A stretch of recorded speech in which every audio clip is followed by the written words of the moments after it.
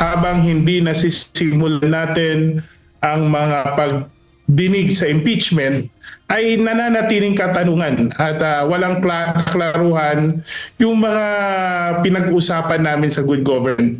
And I think, to be honest, the one to benefit from this is the person in question. Siyempre, ang pangalawang Pangulo.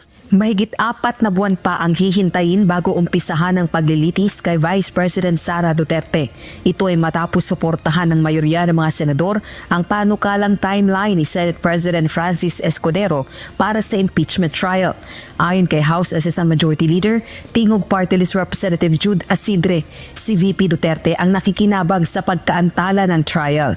Anya, wala nang magagawa ngayon ng House of Representatives kundi ang manawagan sa mga senador na gawin ang trabaho nila.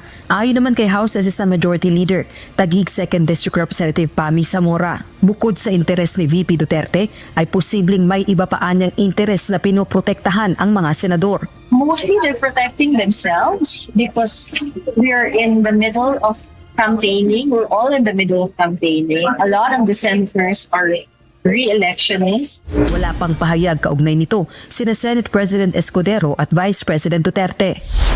Kung ang mga kongresista rin ang tatanungin kung gugustuhin ng Senado, maaari na nilang simulan ng paglilitis pagkatapos ng May 12 midterm elections. Masyadong matagal ang 3 buwan para masabi natin ito lang pwede tayo magsimula ng trial. No? Pwede hong after election at hindi naman ho kailangan sumunod sa legislative calendar na mag-e-end po. Kung sisimulan rin lang nila sa after ng election ay dapat tuloy-tuloy na at hindi na paabutin hanggang dun sa Hunyo, no?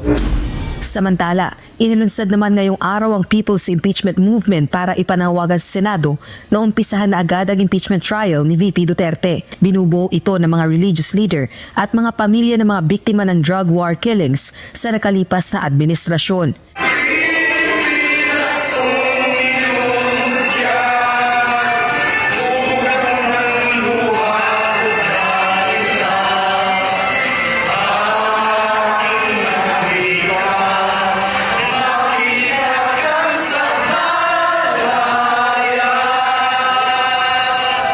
Layo ng grupong makakalap ng 1 milyong pirma upang kumbinsihin ng Senado na umpisahan na agad ang impeachment trial ni VP Duterte.